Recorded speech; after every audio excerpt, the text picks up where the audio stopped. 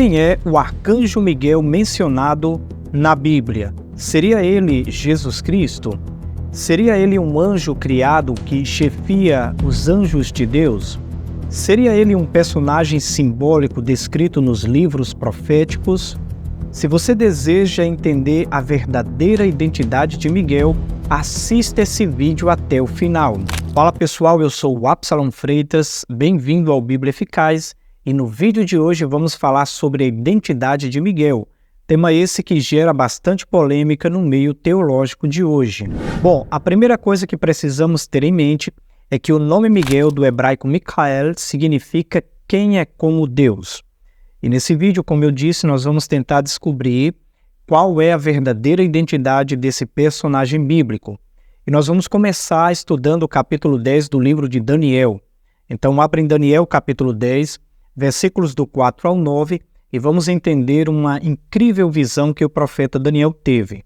Diz o seguinte: no dia 24 do primeiro mês, estando eu à borda do grande rio Tigre, levantei os olhos e olhei, e eis um homem vestido de linho, cujos ombros estavam cingidos de ouro puro de Ufaz, e o seu corpo era como berilo, o seu rosto como um relâmpago, os seus olhos como tochas de fogo. Os seus braços e os seus pés brilhavam como bronze polido, e a voz das suas palavras era como o estrondo de muita gente. Só eu, Daniel, tive aquela visão. Os homens que estavam comigo nada viram, não obstante, caiu sobre eles grande temor e fugiram e se esconderam. Fiquei, pois, só eu e contemplei esta grande visão, e não restou força em mim. O meu rosto mudou de cor e se desfigurou, e não retive força alguma. Versículo 9. Contudo, ouvi a voz das suas palavras, e ouvindo-a, caí sem sentidos, rosto em terra. Então Daniel tem uma visão de um ser glorioso sobre o grande rio Tigre. E esse ser era tão magnífico, tão poderoso, que Daniel ficou fraco, perdeu suas forças e caiu rosto em terra. A grande pergunta é: quem é esse ser glorioso e, por que não, misterioso aqui no capítulo 10 de Daniel? Quem é esse ser que Daniel viu em visão? Para entender a identidade desse ser, nós precisamos fazer um paralelo com o capítulo 1 do livro do Apocalipse. No entanto, guarde as características desse ser descrito aqui em Daniel, capítulo 10, porque essas características serão fundamentais para podermos identificar quem é esse personagem misterioso. Apocalipse, capítulo 1, versículos do 10 ao 17, diz o seguinte: achei-me em espírito no dia do Senhor, e ouvi por detrás de mim grande voz como de trombeta, dizendo: o que vês escreve em livro e manda às 7 igrejas, Éfeso, Esmirna, Pérgamo, Tiatira, Sardes, Filadélfia e Laodiceia. Voltei-me para ver quem falava comigo, e voltando vi 7 candeeiros de ouro, e no meio dos candeeiros um semelhante a filho de homem, com vestes talares e cingido à altura do peito com uma cinta de ouro. A sua cabeça e cabelos eram brancos como alva-lã, como neve, os olhos como chama de fogo, os pés semelhantes ao bronze polido, como que refinado numa fornalha, a voz como voz de muitas águas. Tinha na mão direita 7 estrelas, e da boca saía-lhe uma afiada espada de 2 gumes. O seu rosto brilhava como o sol na sua força. Verso 17. Quando o vi, caí a seus pés como morto, porém ele pôs sobre mim a mão direita, dizendo: não temas, eu sou o primeiro e o último. Perceba que, assim como Daniel, o apóstolo João também, ao se deparar com essa visão, ficou fraco e caiu com o rosto em terra. A grande pergunta é: quem é esse ser glorioso que aparece em visão ao apóstolo João na ilha de Patmos? Ele disse no versículo 17: eu sou o primeiro e o último. É lógico que esse ser é Jesus Cristo. Todos nós concordamos com isso. Mas você percebeu que as características desse ser são as mesmas características do ser glorioso que Daniel viu no capítulo 10 sobre o grande rio Tigre? Podemos concluir então que aquele ser poderoso e magnífico que Daniel viu sobre o grande rio Tigre é Jesus Cristo. São as mesmas características: cabelos brancos como a neve, olhos como tochas de fogo, cinta de ouro, voz como de muitas águas ou como muita gente, braços e pés como bronze polido. Então, diante disso, fica claro que Daniel tem uma visão de Jesus Cristo glorificado, assim como João também tem uma visão de Cristo glorificado. Agora podemos seguir a leitura aqui em Daniel, capítulo 10, a partir do versículo 10 até o 13. Eis que certa mão me tocou, sacudiu-me e me pôs sobre os meus joelhos e as palmas das minhas mãos. Ele me disse: Daniel, homem muito amado, está atento às palavras que te vou dizer. Levanta-te sobre os pés, porque eis que te sou enviado. Ao falar ele comigo esta palavra, eu me pus em pé, tremendo. Versículo 12. Então me disse: não temas, Daniel, porque desde o primeiro dia em que aplicaste o coração a compreender e a humilhar-te perante o teu Deus, foram ouvidas as tuas palavras, e por causa das tuas palavras é que eu vim. Então esse ser, que é o anjo Gabriel, ele vai explicar a visão que Daniel teve, e ele vai mostrar a Daniel quem é o ser glorioso que Daniel viu sobre o grande rio Tigre. O verso 13 diz assim, mas o príncipe do reino da Pérsia me resistiu por 21 dias. Porém, Miguel, um dos primeiros príncipes, veio para ajudar-me e eu obtive vitória sobre os reis da Pérsia. Eu tenho 3 observações importantes aqui no versículo 13. A primeira é a seguinte: o anjo Gabriel menciona Miguel e diz que Miguel veio em seu auxílio. Gabriel estava enfrentando uma batalha espiritual contra o príncipe do reino da Pérsia. Eu acredito que aqui nós temos uma referência dupla ao rei Ciro, que era o rei da Pérsia, e também ao príncipe das trevas, ao arqui-inimigo Satanás, que estava ali influenciando Ciro. Provavelmente, Ciro precisava assinar um decreto libertando o povo de Deus para reconstruir Jerusalém, e o diabo não queria que isso acontecesse. Gabriel estava tentando isso por 21 dias, mas não estava tendo êxito, então ele precisou de auxílio do céu e Miguel foi enviado. E agora, esse Miguel que veio estava sobre o grande rio Tigre e Daniel pôde ter uma visão dele. Então, sim, o ser glorioso do rio Tigre, que é o mesmo do capítulo 1 de Apocalipse, é Miguel, que veio para auxiliar o anjo Gabriel e que apareceu em uma visão gloriosa ao profeta Daniel sobre o grande rio Tigre.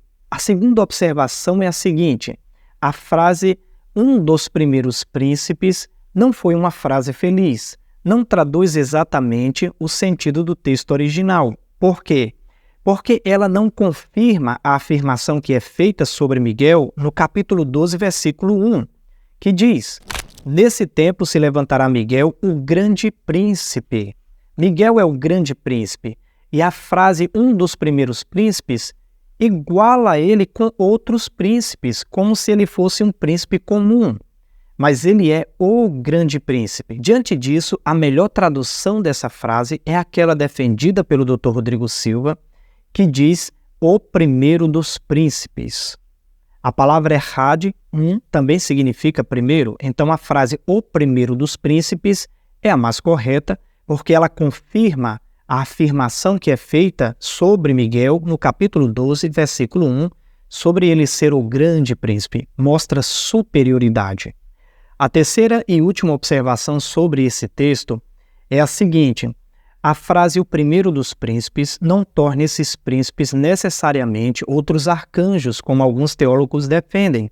No verso 13 é dito que existe o príncipe do reino da Pérsia. No versículo 20 é dito que existe o príncipe da Grécia.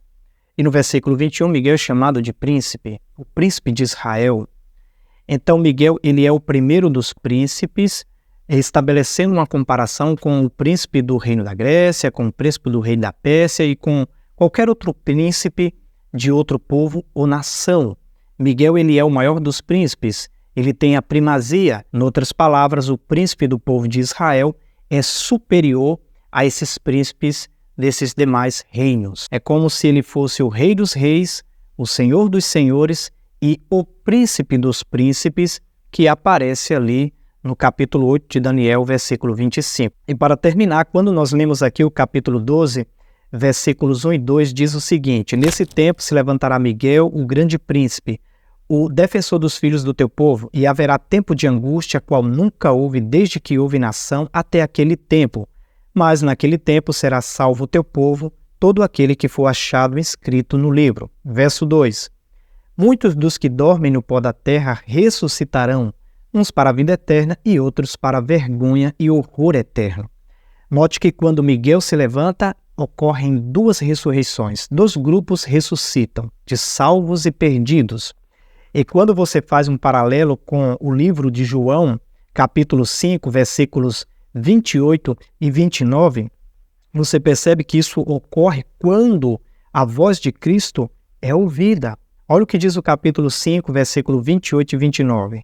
Não vos maravilheis disto, porque vem a hora em que todos os que se acham nos túmulos ouvirão a sua voz e sairão, os que tiverem feito bem para a ressurreição da vida e os que tiverem praticado o mal para a ressurreição do juízo. Note que, quando Jesus Cristo fala, ao som da voz de Jesus Cristo, ocorrem também duas ressurreições. Dois grupos ressuscitam, de salvos e perdidos, assim como ocorre com Miguel no capítulo 12 de Daniel. Isso mostra mais uma vez que Miguel é Cristo e que Cristo é Miguel. E essa é a crença que nós adventistas temos. Mas não é uma crença exclusiva nossa. Outros grandes teólogos também tiveram essa mesma crença. Por exemplo, Matthew Henry, grande comentarista da Bíblia e pastor presbiteriano inglês. Ele escreveu: Miguel significa quem é semelhante a Deus, e seu nome, com o título de O Grande Príncipe, aponta o Divino Salvador.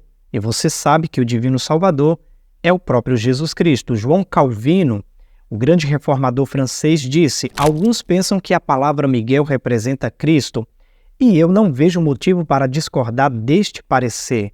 Como dissemos antes, Miguel pode significar um anjo, mas eu abraço a opinião daqueles que se referem à pessoa de Cristo, porque ela se adapta melhor ao assunto para representá-lo como estando à frente para a defesa de seu povo eleito. Essa é a opinião de João Calvino, e aí você tem as fontes. John Wesley, ele comentando Daniel capítulo 10, 21, disse: Miguel, Cristo é o protetor de sua igreja. Ele fez uma relação entre a palavra Miguel e a palavra Cristo. E Charles Spurgeon, também um grande pregador batista, disse: deixe que o Senhor Jesus Cristo seja para sempre querido para nós, pois por meio dele somos levados a nos assentar nos lugares celestiais muito acima dos principados e potestades. Ele está acompanhado ao redor dos que o temem. Ele é o verdadeiro Miguel, cujo pé está sobre o dragão. Foi o que disse Charles Spurgeon, e assim também nós adventistas acreditamos, mas não cremos como muitos apologetas falsos ensinam, que cremos como as testemunhas de Jeová. As testemunhas de Jeová acreditam que Miguel é Cristo porque Cristo foi um ser criado, um anjo ou um ser criado. Nós não cremos dessa forma. Nós cremos que Miguel é apenas um título, um nome que Cristo utiliza quando está em conflito contra o mal. Cristo é o Filho de Deus, Cristo é Deus, Cristo não é um ser criado, Cristo não é um anjo, ok? Bom, essa é a minha crença, a crença da Igreja Adventista, a crença de alguns teólogos conhecidos na história, como eu mencionei há pouco. E eu gostaria de saber a sua opinião sobre esse assunto. Deixe aqui nos comentários para que eu possa saber. E se você gostou desse vídeo, curta ele, compartilhe para que mais pessoas tenham acesso a esse conteúdo. E até a próxima, se Deus quiser.